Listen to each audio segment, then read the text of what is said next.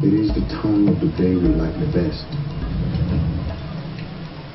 We imagine the faint glimmer of the evening star watching over us, and we forget everything as we sink into the protective fold of sleep.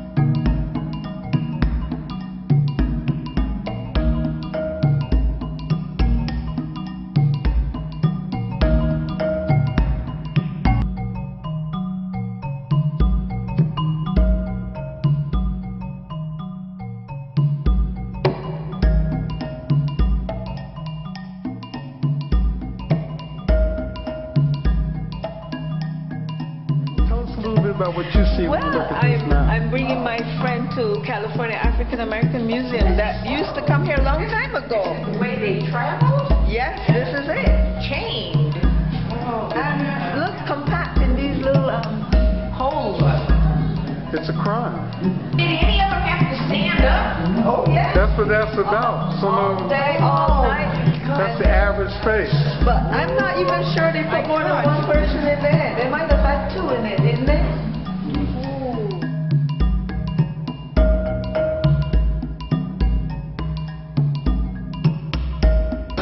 It was very enjoyable. I love the artwork. It's different. It inspires me to go find some pictures and talk to the older artists that I have that's still alive to find out more, about our family history. Okay. And your name? My name is Rona. All right. Thank you, Rona. I appreciate your time.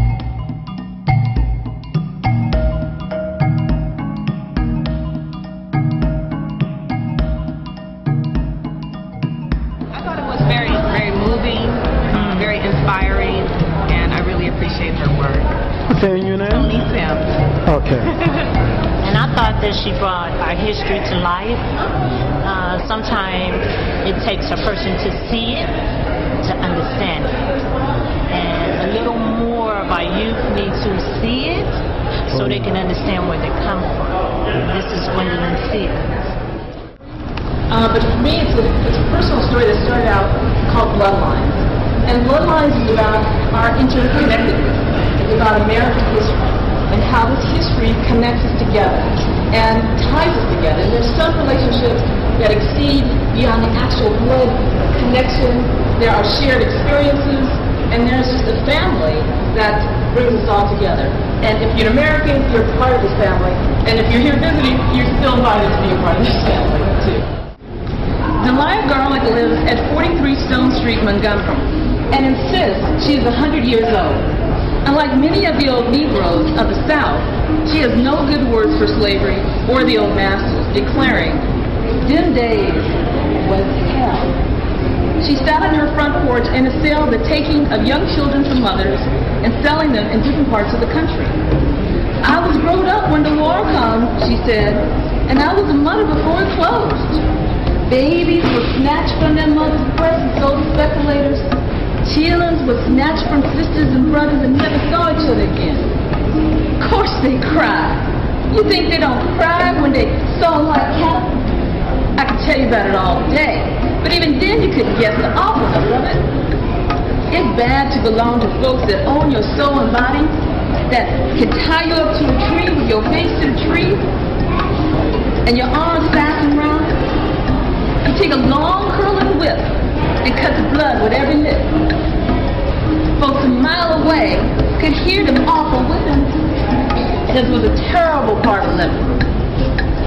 Now there's 3 more pages of that, but I'm just going to save us all because we're going to spend time inside. But that story just went right to my heart. It was a dagger to the heart, and it was but it was also this appreciation for the Candace, Jordan, and brother members of the family who had survived this and who lived and made a way so the rest of the family could live. You know, who were partakers, were builders, who didn't give up and fought the fight and stayed in the game and passed on love despite the lifestyle that they lived. There were about 10 people that gave their time and their bodies for art.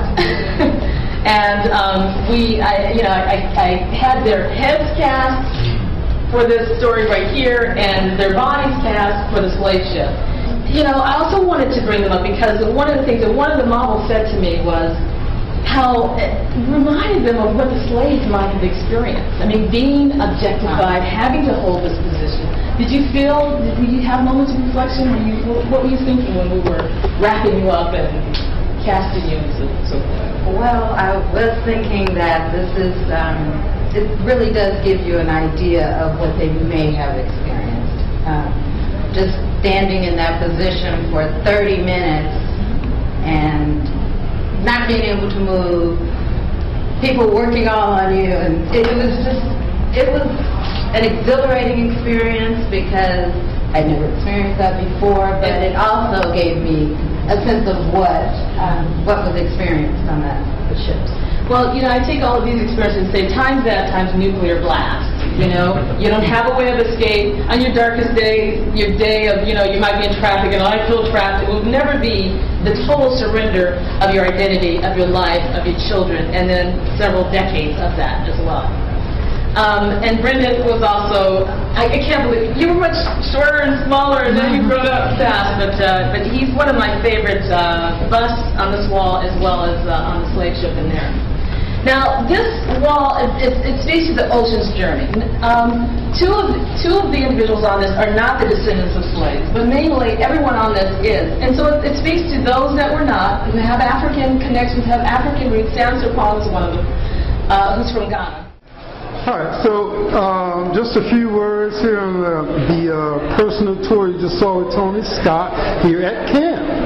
I think it was really good. It made me really realize how important family is and just where we come from. It was really emotional for me just imagining how lucky that we are, and just made me rethink, and really a humble experience. Thank you. Thank you. It's really exciting. You too? How you doing today? We got to come. Thank you so much. Okay.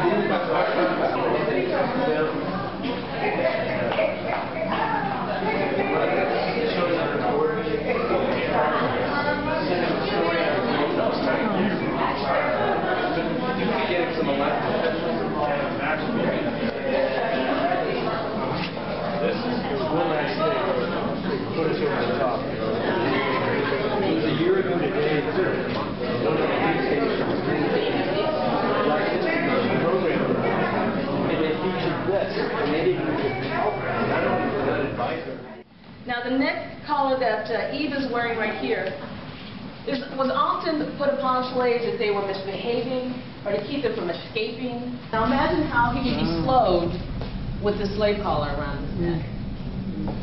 And identifiable. Most definitely. And my dad insisted, the only thing I didn't get in here that Dad insisted on was a bullwhip. I didn't, you know, I had a hard time finding that, ran out of time, but he made sure I got the branding iron in. Because the individuals were not treated as humans, we were treated as cattle, less than cattle, but the marking to say whose property you belong to. And so right here, sometimes you have upwards of 600 Africans on a ship packed in together. I created this space. Now, they weren't standing up, but this will give you an idea of what space was allocated shoulder width. 17 inches was what you got. And if you're, you know, a really tall person or a wide person, you can imagine how uncomfortable that is. But besides that, imagine a couple of months on a ship, tied, chained together, feces, menses, rats, vomit, dead people connected to you, ship can barely breathe, so forth and so on. It's your worst. It's not even a nightmare we can even imagine. It's even, exceed that. One of the stories I will never forget was when Grandma, or we pronounce it Grandma, and still do, was out picking berries on the side of the road. She'd never gone to school. And she came upon a cartridge, a bullet, lying by the side of the road. Having no knowledge of its proper use, she thought it to be a weapon all by itself. And with great care, she hid it away for just the right moment. And one day, while chopping wood for the family stoves, the old woman came out to watch her. "You better watch out," Grandma said. "These wood chips flying, and you're liable to get hit." The old woman, not about to take orders from a nigger, told her to shut up and get to work. Soon the opportune moment came when the old woman was looking away. Grandma took the bullet out of her apron pocket, and with all her might, she threw it at the old woman's head, and it landed flush on the temple. A blood-curdling scream from the old woman brought out the whole family to see what was going on. And Grandma began to explain, "I told her to watch out for the wood chips." But though they didn't know about the bullet, she still got a beating, which was the least of her pain. And not being successful with the one weapon that she thought would give her a taste of revenge was a bitter disappointment. How can it be, she wondered? I know it hit her. Why didn't she die? Well, that said a lot of things to me. I mean, besides, just an insight of who she was and what she went through. But how hope was lost the day that she threw that bullet. So I imagine that bullet being wrapped up, and you're thinking, every day I've got a way out of here. I'm just waiting for that minute. And then it's thrown, and then that's hope gone.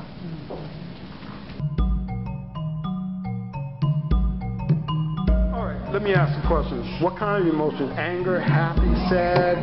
Sad. Confused? Sad. Sad.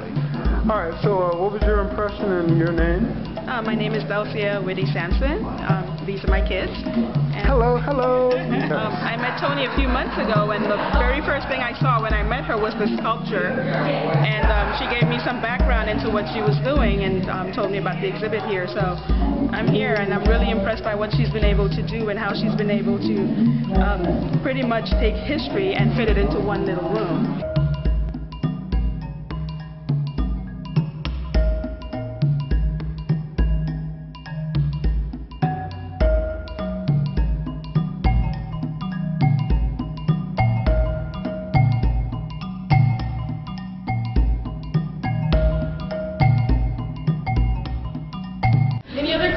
Well, I'll just say that my sister and I came a couple of weeks ago to the exhibit, and I saw my Uncle Bobby hanging on her tree. Met new family today.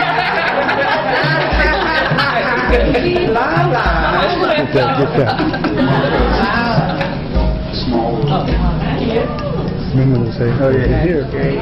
You get your eyes over here? Yeah. All right.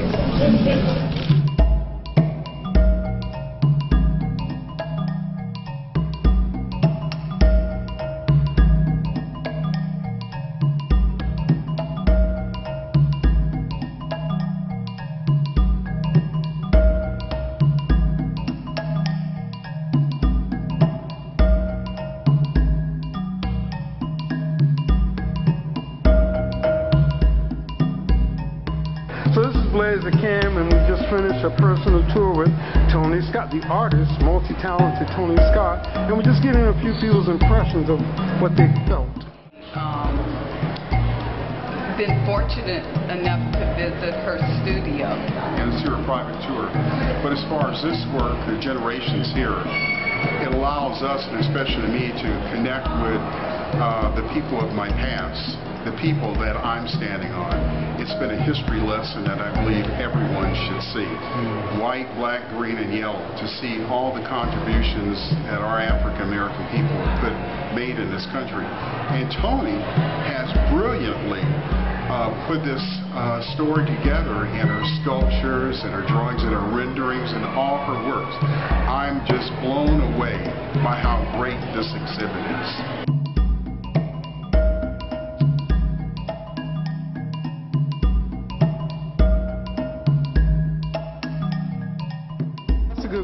second time I filmed it, and each time I see how the children grab these books and look like, wow, they're in school and they're not getting this education. Because they don't know anything about it, and we fail to tell the history. If you do not know where you come from, how can you be who you were meant to be without the food? Without the food, you have no knowledge. And she brought food. She came to feed us, and we were fed. And your name and place of origin? My name is Gwendolyn Stevens, and I come from Coshado, Louisiana. Coshado, Louisiana? What a beautiful name. You are who? I am a long line of Stevens. So you know your history too? Sort of. The last 3 years, I went home to search out my history, to find out who I am. What good things do you have to say about the California African American Museum, Toni Scott, the artist? Well, the first thing I want to say is that I was a docent here 20 little years ago and gave some tours, and so being here now is extremely important and inspirational because, again, you know, dreaming one day to be here and then now being here is just a day of celebration, and I'm just really grateful to have a place to show this work and have a home and have a community of people that come out and experience it, so it's all wonderful. It's all good.